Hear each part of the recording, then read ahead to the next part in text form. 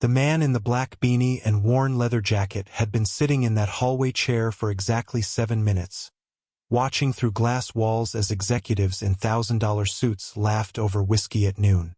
They had no idea that the quiet figure clutching a distressed brown satchel owned 53% of everything they were standing on.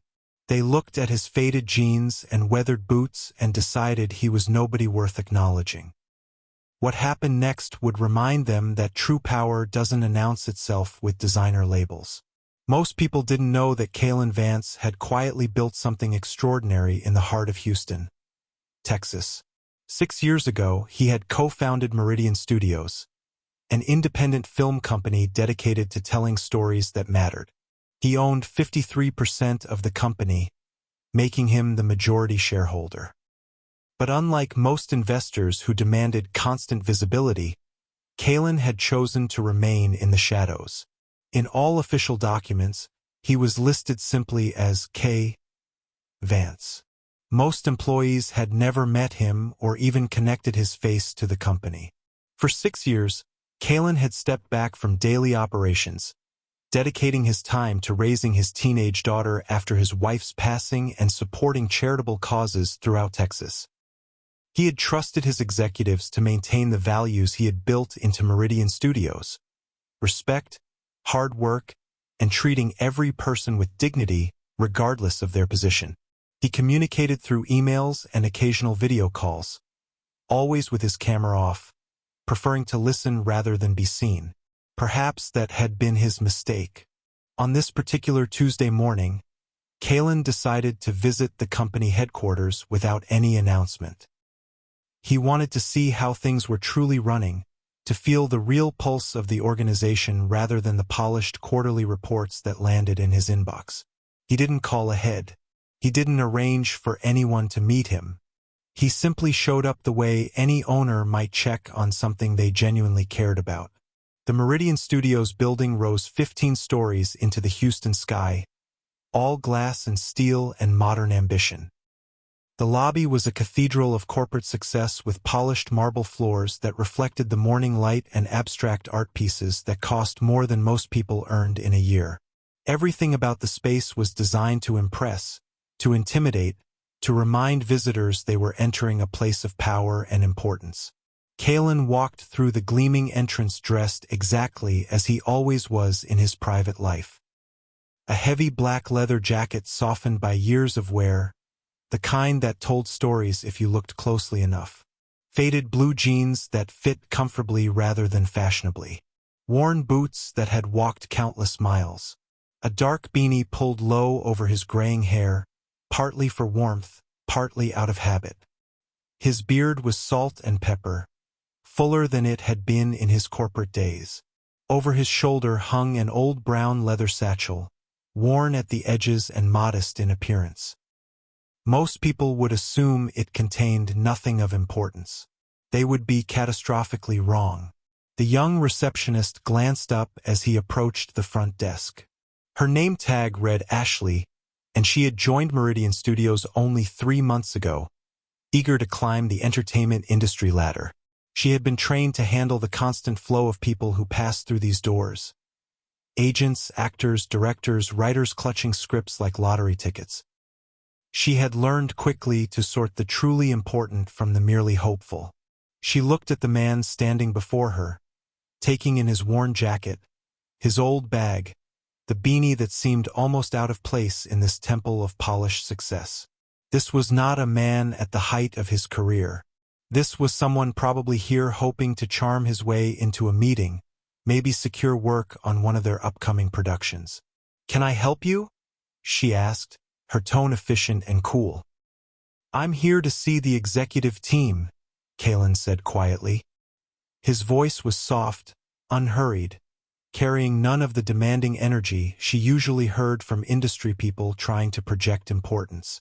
"Do you have an appointment?" "No, I don't." Ashley almost allowed herself a small smile. No appointment, dressed like that, expecting to walk in and see the executives. "I'm sorry," she said, her voice taking on that practiced tone of false sympathy.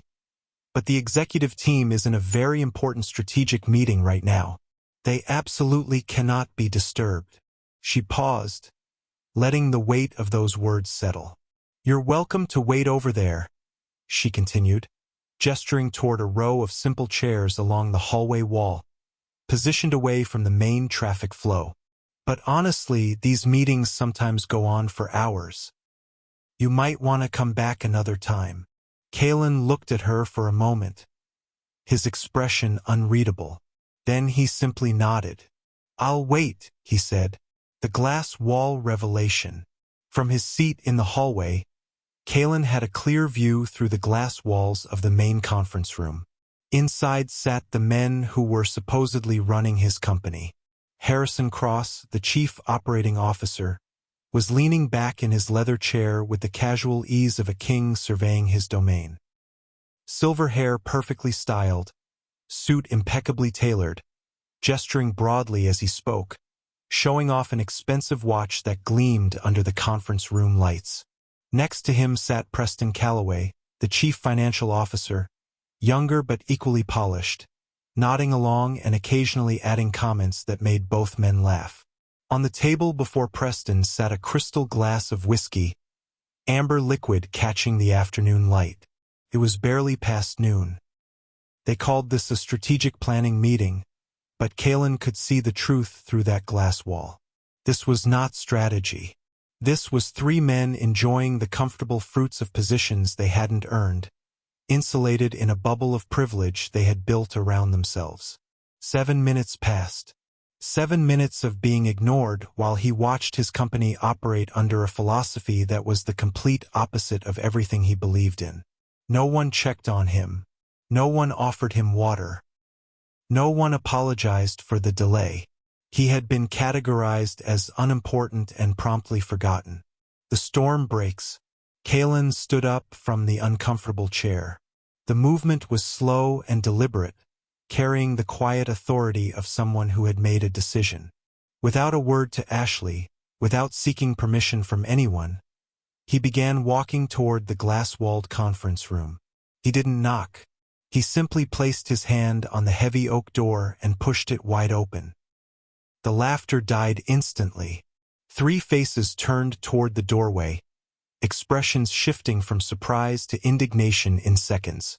"Excuse me," Harrison snapped, his voice sharp with authority. "This is a private meeting. You can't just—" "Who the hell do you think you are?" Preston interrupted, rising from his chair, whiskey glass still in hand. "Security." The third man, Chief of Staff Declan Merritt, was already reaching for his phone, but something in Kalen's calm expression made him hesitate. Kalen walked to the conference table without saying a word. He reached into his worn satchel and withdrew a single piece of paper, his majority shareholder identification. He slid it across the polished wood surface until it came to rest directly in front of Harrison. The room went deathly silent. Harrison's face drained of color as he read the words majority shareholder K. Vance 53%, and realized the man they had just insulted wasn't a delivery worker or desperate actor. He was their boss. He was the company. He was the person who could end all of their careers with a single decision. "Gentlemen," Kalen said quietly, his voice carrying the weight of 6 years of patient observation, "you're fired." But what he discovered in the following hours would prove that their arrogance was just the beginning. The asset stripping, the planned bankruptcy, the scheme to rob 900 families of their livelihoods. All of it was about to unravel. Subscribe to see how this unfolds and comment where you're watching from. I would love to say hello to you just to know how far our story is going. The story of Meridian Studios began in a small coffee shop in downtown Houston 6 years ago, where Kalen Vance had sketched out his vision on napkins while his 3-year-old daughter colored quietly beside him. He had just lost his wife to cancer, and the insurance settlements, combined with his own savings from years of careful living, gave him enough capital to chase a dream that had been growing in his heart for years. He wanted to build something different. Not another corporate machine that chewed up creative souls and spat out formulaic content, but but a place where stories mattered more than profit margins, where every person from the janitor to the director was treated with dignity, where the worth of an idea wasn't measured by the designer label of the person presenting it. Those early days had been a whirlwind of 18-hour workdays and sleepless nights. Kalen had been involved in every detail, from reviewing scripts to interviewing custodial staff. He had insisted on a culture where titles meant less than character, where the cleaning lady's opinion about a story could carry as much weight as a senior executive's analysis if it made sense. But success had brought its own challenges. As Meridian Studios grew from a startup dream into a legitimate player in the entertainment industry, Kalen found himself pulled in impossible directions. His daughter needed him more than ever as she navigated life without her mother. The charitable foundation he had established in his wife's memory demanded attention. And the company itself had grown large enough to require professional management. So he had made what seemed like a reasonable decision at the time. He would step back from daily operations, hire experienced executives, and trust them to maintain the culture he had built. He would remain the majority shareholder with 53% ownership, but he would communicate primarily through reports, emails, and the occasional video call with his camera off. He preferred listening to being seen, understanding to being understood. For 6 years, this arrangement had seemed to work. The quarterly reports showed steady growth. The executives sent him polished presentations full of impressive numbers and strategic initiatives. The company's reputation in the industry remained strong. Everything looked perfect on paper. But lately, something had been nagging at him. Small things, really. Comments from old friends in the industry about how Meridian had changed. Whispers about arrogance among the management team. A few key employees who had left without explanation. Nothing concrete enough to act on, but enough to plant seeds of doubt. Last month, those seeds had finally grown into certainty when his daughter asked him a simple question over dinner. "Dad, do you still love your company?" The question had caught him off guard. "Of course I do. Why would you ask that?" "Because you never talk about it anymore. You used to tell me stories about the people there, about the movies you were making, about why it all mattered. Now you just look tired when your phone buzzes with emails from them." She was 17 now, old enough to see through his carefully constructed explanations about delegation and efficiency. Old enough to recognize that he had become a stranger to something he had once loved deeply. That night, after she had gone to bed, Kalen had made a decision. He would visit the company headquarters unannounced, not as the distant majority owner reviewing reports, but as someone who genuinely cared about what he had built. He would walk through those doors and see with his own eyes whether the values he had instilled still lived in the place that bore his vision. He chose a Tuesday morning for his visit, arriving at the Meridian Studios building as the Houston sun painted the glass facade gold. 15 stories of modern architecture reaching toward the sky, representing hundreds of millions of dollars in value and the livelihoods of 900 employees. Everything about the structure spoke of success, of ambition achieved and dreams realized. But as Kalen approached the gleaming entrance in his worn leather jacket and faded jeans, he wondered if the heart of what he had built still beat inside these impressive walls. The lobby hit him like a wall of polished intimidation. Marble floors reflected light from expensive chandeliers, and abstract art pieces that probably cost more than most cars hung on walls painted in corporate neutrals. Everything was designed to communicate importance, to remind visitors that they were entering a place of power and influence. Behind the reception desk sat a young woman whose name tag identified her as Emily. She was perhaps 24, with the kind of eager professionalism that came from recent graduation and burning ambition. Her desk was perfectly organized, her smile practiced and efficient, her eyes already assessing him before he had taken 3 steps into the lobby. Kalen watched her evaluation process with quiet fascination. He could see her taking in his appearance: the weathered jacket, the comfortable jeans, the beanie pulled low over graying hair, the old leather satchel that looked like it had seen better decades. He could see the exact moment when she categorized him as unimportant, when her smile became more mechanical and her posture shifted to polite dismissal.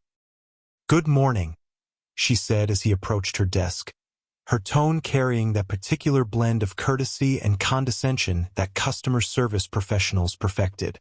"How can I help you today?" "I'm here to see the executive team," Kalen replied quietly, his voice carrying none of the demanding energy that usually accompanied such requests in this environment. Emily's eyebrows rose slightly. No appointment dressed like that, expecting to walk in and meet with executives. She had seen this before, hopeful people with unrealistic expectations who somehow believed that wanting something badly enough would open doors that required proper credentials to pass through. "Do you have an appointment scheduled?" she asked, though her tone suggested she already knew the answer. "No, I don't." The pause that followed was pregnant with Emily's professional judgment. She had been trained to handle exactly this situation, to manage the constant flow of people who believed their ideas or their desperation or their past connections entitled them to immediate access to important people. "I'm sorry," she said, her voice taking on that practiced tone of false sympathy that served as a polite barrier. "But the executive team is currently in a very important strategic planning session. These meetings are absolutely critical to the company's direction, and they cannot be interrupted under any circumstances." She gestured toward a row of simple chairs positioned along the hallway wall, far enough from the main traffic flow to keep waiting visitors from interfering with the real business of the building. "You're welcome to wait over there, but I should mention that these strategic sessions sometimes continue for several hours. You might want to consider scheduling a proper appointment for another time. I'd be happy to connect you with someone who handles general inquiries." The phrase "general inquiries" hung in the air like a dismissal wrapped in helpful language. It was code for the kind of meetings that low-level staff handled, the conversations that led nowhere important. Kalen looked at her for a long moment, his expression unreadable. Then he simply nodded. "I'll wait," he said. He walked to the designated chairs and sat down, his old satchel resting comfortably on his lap. He didn't argue or protest or demand to speak with someone in charge. He didn't produce a business card or drop names or attempt to leverage any kind of influence. He simply accepted the seat he had been assigned and settled in to observe. Emily watched him go with a small internal shake of her head. Another dreamer who would eventually realize he was wasting his time and leave. She turned back to her computer and promptly forgot about him, filing him away in that mental category reserved for people who didn't matter enough to remember. From his position in the uncomfortable chair, Kalen had an excellent view of the building's main traffic patterns. He watched the flow of employees, noting the sharp divisions that had apparently developed in his absence. The executive-level staff moved with confident strides, their expensive shoes clicking purposefully on the marble floors. They carried the latest devices and wore clothes that cost more than many people's monthly salaries. They spoke in loud, confident voices about market shares and profit margins and strategic advantages. Below them, quite literally and figuratively, moved the working staff. They were dressed more modestly, walked more quickly, spoke more quietly. They kept their heads down and their conversations brief. When they passed members of the executive class, there was a subtle deference that hadn't existed in the early days, a recognition of hierarchy that felt more like a class system than a professional structure. About 10 minutes into his observation, a young man emerged from a side corridor and headed toward the water cooler near where Kalen sat. His name tag identified him as Brody Shaw, and everything about his appearance screamed newly promoted executive trying to establish his place in the hierarchy. His suit was expensive but slightly too tight, chosen more for its designer label than its fit. On his wrist gleamed a Rolex that had probably cost him several months of salary, the kind of purchase that junior executives made when they wanted to project success they hadn't quite achieved yet.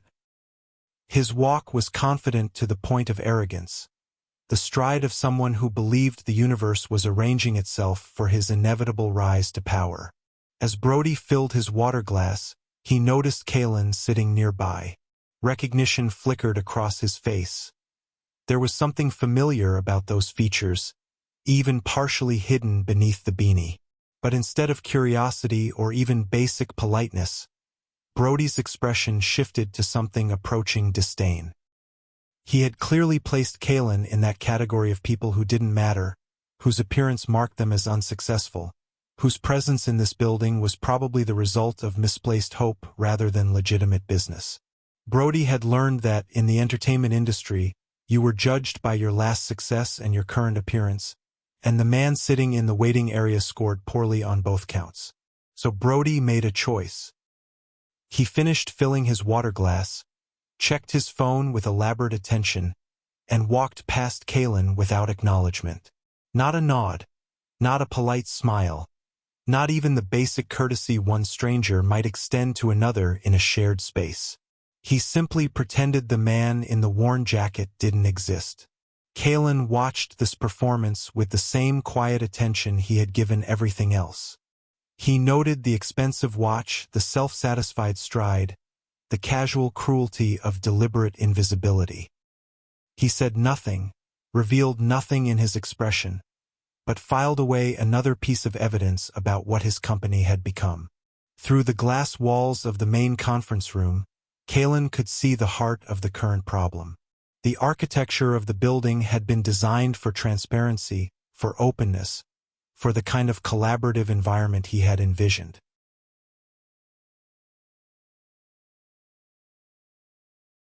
But what those glass walls revealed now was something that would have horrified his younger, more idealistic self. Inside the conference room sat three men who represented everything he had tried to prevent when he founded Meridian Studios. Harrison Cross, the chief operating officer, was holding court with the casual confidence of someone who had never questioned his right to power. His silver hair was perfectly styled, his suit tailored by hands that charged thousands for their work. On his wrist was a watch that cost more than most families earned in 2 years, and he displayed it prominently as he gestured through whatever point he was making. Next to him, Preston Calloway nodded along with enthusiastic agreement. The chief financial officer was younger than Harrison but equally polished, equally entitled. His charcoal suit was pristine, his blue tie perfectly knotted, his smile easy and comfortable. On the table in front of him sat a crystal glass filled with amber liquid, whiskey being consumed at barely past noon, as if the normal rules of professional behavior didn't apply to men at their level. The third figure in the room, Chief of Staff Declan Merritt, hovered near the coffee station like a courtier attending royalty. His primary function seemed to be agreeing enthusiastically with everything his superiors said, laughing at their jokes with just a beat too much enthusiasm, refilling their glasses with the attentiveness of someone whose career depended on keeping important people comfortable.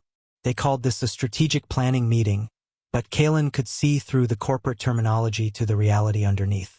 This wasn't strategy. This wasn't planning. This was three men enjoying the fruits of positions they had inherited rather than earned, insulated in a bubble of privilege that they had built around themselves using company resources and employee labor. The whiskey at noon was just a symbol of a larger problem. These men had created their own kingdom within his company, complete with its own rules, its own values, and its own definition of what mattered. They had transformed Meridian Studios from a place that valued character over credentials into something that looked suspiciously like every other corporate hierarchy that Kalen had worked to avoid. For 15 minutes, he watched this performance through the glass, taking in every detail. The expensive watches, the casual drinking, the way they laughed at inside jokes that excluded everyone else in the building. The way they had positioned themselves as kings in a castle that someone else had built. Finally, Kalen had seen enough. The patient observation was complete. The evidence was overwhelming. The decision was made. He stood up from the uncomfortable waiting chair with movements that carried quiet determination. His old satchel shifted to his shoulder, and his expression, which had been soft and thoughtful moments before, now held something different. Not anger exactly, but a cold clarity that came from understanding exactly what needed to happen next. Without a word to Emily, who had dismissed him and forgotten his existence, without seeking permission from anyone, Kalen began walking toward the glass-walled conference room where his executives were conducting their liquid lunch meeting. His footsteps were steady on the polished marble floor, not fast or aggressive, simply inevitable. Each step brought him closer to a confrontation that had been building for 6 years, closer to men who had built comfortable careers on the foundation of his vision while systematically destroying everything he had tried to create. The man in the worn leather jacket and old beanie, carrying nothing but a modest satchel and years of patient observation, was about to remind them who really owned everything they thought was theirs. Kalen didn't knock. He simply placed his hand on the heavy oak door of the executive conference room and pushed it open with the quiet authority of someone who belonged exactly where he was. The laughter died instantly. 3 faces turned toward the doorway, expressions shifting from surprise to outrage in the space of heartbeats. "Excuse me," Harrison snapped, his voice sharp with the kind of authority that came from years of never being questioned. "This is a private meeting. You can't just walk in here." "Who the hell do you think you are?" Preston added, rising from his chair with his whiskey glass still in hand, his face flushing with indignation. "Security. We need security up here." Declan was already reaching for his phone, but something in Kalen's calm expression made him hesitate, his finger hovering over the emergency contact. Kalen walked to the conference table without saying a word. The room watched in stunned silence as he reached into his worn leather satchel and withdrew a single piece of paper. He slid it across the polished wood surface until it came to rest directly in front of Harrison Cross. The document was simple, official, and devastating. At the top, in bold letters, were the words, "Meridian Studios, Majority Shareholder Identification." Below that, in smaller but equally clear text, K. Vance 53% ownership, all rights and privileges. The room went deathly silent. Harrison's face drained of color as he read the words that redefined everything about their current situation. Preston's whiskey glass froze halfway to his lips. Declan's phone slipped from his suddenly nerveless fingers. The man they had dismissed as an intruder, the person they had been ready to have removed by security, the quiet figure in worn clothes who they had judged as unworthy of their attention, wasn't just another hopeful visitor. He was their boss. He was the company. He was the person who could end all of their careers with a single decision. "Gentlemen," Kalen said quietly, his voice carrying the weight of 6 years of patient observation and growing disappointment, "we need to have a conversation about what this company has become." But what he would discover in the next few hours would prove that their arrogance and entitlement were just the visible symptoms of a much deeper disease. The asset stripping, the planned bankruptcy, the systematic theft that threatened the livelihoods of 900 families. All of it was about to unravel under the quiet scrutiny of a man who had built something beautiful and watched others try to destroy it for their personal gain. The silence in the conference room stretched for what felt like hours but was probably only seconds. Harrison's hands trembled slightly as he set down the shareholder identification document, his face cycling through emotions like a man watching his entire world collapse in real time. Preston had gone completely still, his whiskey glass forgotten in his grip, amber liquid catching the afternoon light like liquid evidence of their casual disregard for professional standards. It was Declan who broke first, his voice coming out in a strangled whisper. "Mr. Vance, we had no idea. I mean, we thought." "You thought what?" Kalen asked quietly, settling into the chair at the head of the table with the calm authority of someone who had always belonged there. "That the majority shareholder would never bother to visit his own company? That someone who owns 53% of everything you see around you would be content to remain a phantom forever?" Harrison found his voice, though it came out significantly less confident than it had moments before. "Sir, if we had known you were coming, we would have prepared a proper presentation. The quarterly reports show excellent growth. Our strategic initiatives are all on track, and..." Kalen held up a hand, and Harrison's carefully rehearsed explanation died in his throat. "I've read the reports, Harrison. Polished numbers, impressive projections, strategic language that sounds important but says very little. What I haven't seen is any indication that you remember what this company was supposed to represent. He gestured toward the whiskey glasses, the expensive watches, the general atmosphere of entitled privilege that hung over the room like expensive cologne. Tell me, what do you think Meridian Studios stands for? Preston cleared his throat. Apparently deciding this was his moment to salvage the situation.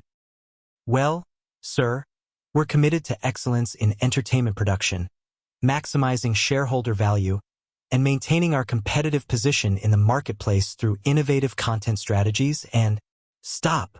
Kalen's voice was soft, but it cut through Preston's corporate speak like a blade. You sound like a business school textbook. I asked what you think this company stands for, not what you think I want to hear. Before either executive could attempt another answer, there was a soft knock on the conference room door. A man in his early 30s stood in the doorway, laptop bag slung over his shoulder, looking nervous but determined. His name tag identified him as Malachi Thorne, Director of Information Technology. I'm sorry to interrupt, Malachi said, his voice steady despite the obvious tension in the room. But I heard that Mr. Vance was here, and there's something he needs to see. Something I've been documenting for months, waiting for the right moment to bring forward. Harrison's face went from pale to ashen. Malachi, this isn't the time for— Actually, Kalen said, studying the IT director's earnest expression. I think this might be exactly the time. Please, come in. Malachi entered the room and set his laptop on the conference table, his fingers working quickly across the keyboard. Mr. Vance, I've been keeping records because something didn't feel right about our financial patterns. The official books showed normal operational expenses, but I had access to the server logs, the digital paper trails that most people never think about. He turned the laptop screen toward Kalen, and what appeared was a detailed spreadsheet showing financial transactions that definitely weren't part of any quarterly report. 3 months ago, I discovered a hidden account labeled Special Operations. The executives have been funneling money into it, small amounts at first, then larger and larger transfers. Kalen scanned the numbers, his expression growing darker with each line item. What kind of special operations require $200,000 transfers every month? That's what I wondered, Malachi continued, clicking through to another screen. So I dug deeper. The special operations account was funding personal expenses. Harrison's new Mercedes, Preston's vacation home in the Hamptons, Declan's membership at that exclusive country club. But that's not even the worst part. He opened another file, this one showing email exchanges and document transfers. They were planning to sell the company's film library and distribution rights to Titan Entertainment. The plan was to pocket the sale proceeds, then declare bankruptcy on the physical studio assets, leaving 900 employees with nothing. The room went dead silent except for the soft hum of the air conditioning. Harrison and Preston exchanged looks that confirmed everything Malachi had just revealed. They weren't just entitled and arrogant. They were criminals who had been systematically looting the company while planning to destroy it entirely. Kalen closed the laptop gently, his movements deliberate and controlled. When he looked up, his eyes held the kind of cold fury that came from discovering that people you had trusted had been planning to destroy everything you cared about. 900 families, he said quietly. 900 people who trusted you to protect their livelihoods, while you were planning to steal their futures to fund your luxury lifestyles. He stood up, walked to the window, and looked out at the Houston skyline. Somewhere in this building were nearly 1,000 people who had no idea their jobs had been hanging by a thread, while the executives they trusted drank whiskey and planned their betrayal. Malachi, Kalen said without turning around, I want you to send a company-wide message. Tell everyone to gather in the main atrium in 15 minutes. It's time they heard the truth. 15 minutes later, the main atrium of Meridian Studios buzzed with confused energy. Employees from every level of the company filled the space, whispering among themselves about the mysterious all-hands meeting that had been called without explanation. Production assistants stood next to senior directors, accounting staff mixed with creative writers, security guards chatted with marketing executives. Emily, the receptionist who had dismissed Kaylin hours earlier, stood near the front with a growing sense of dread as she recognized the man in the worn leather jacket who now stood at the center of attention. Kaylin looked out at the sea of faces, these people who represented the true heart of what he had tried to build. They came from every background imaginable, brought together by a shared passion for storytelling and a belief that their work mattered. They deserved to know how close they had come to losing everything. "My name is Kaylin Vance," he began, his voice carrying clearly through the atrium without the need for amplification. "Some of you may have heard of Kay Vance, the majority shareholder. That's me.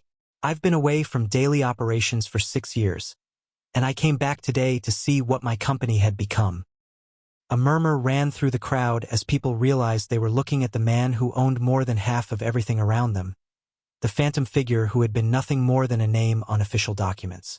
"What I found," Kaylin continued, "was that the culture I tried to build here had been replaced by something I never intended.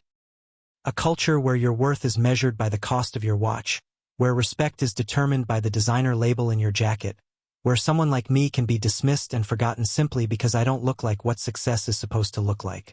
He gestured toward the executive floor, where Harrison, Preston, and Declan were presumably cleaning out their offices under security supervision. "The men who have been running this company in my absence created a kingdom of privilege built on your hard work. They measured success by luxury purchases and expensive whiskey consumed during business hours.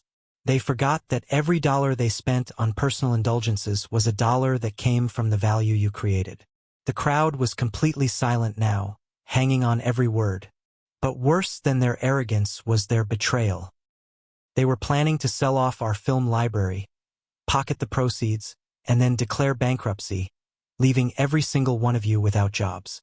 900 families were going to be sacrificed so 3 men could fund early retirements.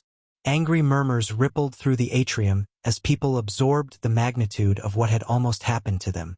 "That stops today," Kaylin said firmly. "The culture of the watch is dead. The idea that your appearance determines your value ends now. Starting tomorrow, we're implementing new policies that will ensure this company serves its people rather than the other way around." He paused, looking around at faces that showed a mixture of relief, anger, and cautious hope. "Your jobs are safe, your benefits are secure, and we're going to build something together that proves success is measured not by what you own, but by how you treat the people around you." The applause started slowly but built into something thunderous. 900 people expressing relief and gratitude and renewed faith in the place where they spent their days.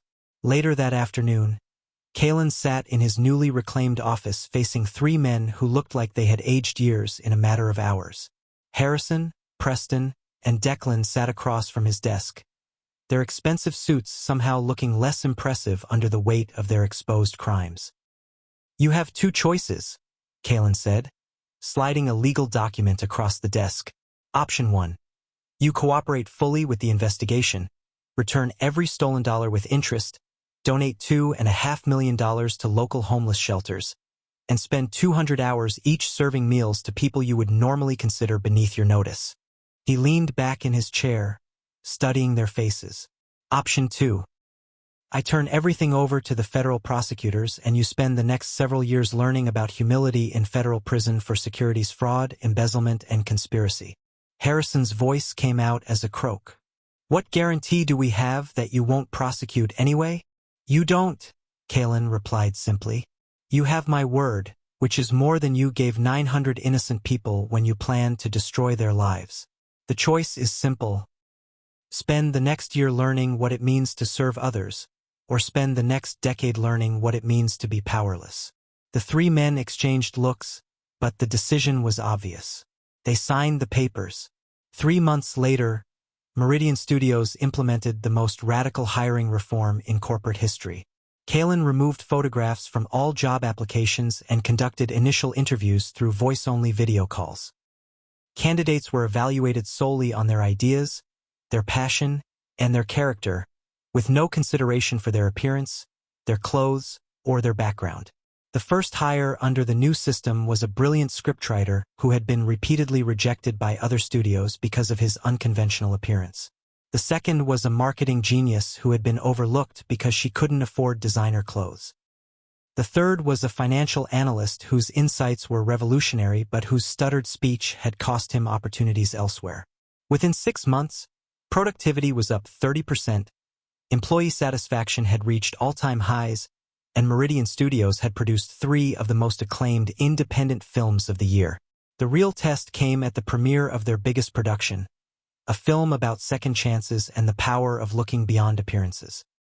The red carpet event was unlike anything Hollywood had seen before. Employees from every level of the company walked alongside industry celebrities. Production assistants chatted with famous directors, and janitors posed for photos with movie stars. Near the end of the evening, Kaylin noticed a familiar group standing together near the refreshment table. Harrison, Preston, and Declan, fulfilling their community service obligations by serving food at the premiere, looked like different people. Gone were the expensive watches and arrogant smiles. In their place were men who had spent months learning what it meant to serve others, to look into the eyes of people they had once considered worthless, and to understand that true worth had nothing to do with what you could afford to wear. Emily, the former receptionist who had now been promoted to assistant director of human resources after demonstrating exceptional organizational skills that had been overlooked in her previous role, approached the serving table with a plate. "Thank you," she said to Harrison as he served her a portion of dinner. The words carried weight beyond the simple courtesy, acknowledging the journey they had all taken from that day in the lobby when appearance had mattered more than character. As Kaylin watched this interaction from across the room, he felt something he hadn't experienced in years. The company he had built was finally living up to the vision he had originally imagined. Not just a business that made money, but a place that proved every day that real power came from lifting others up rather than keeping them down. The man in the worn leather jacket had taught 900 people that success isn't measured by the price of your watch, but by the depth of your character. And in learning that lesson, they had all discovered something more valuable than any luxury they could ever afford. The knowledge that they belonged to something larger than themselves, something built on the simple but revolutionary idea that every person deserves to be seen for who they really are. Subscribe to see how this unfolds and comment where you're watching from. I would love to say hello to you just to know how far our story is going.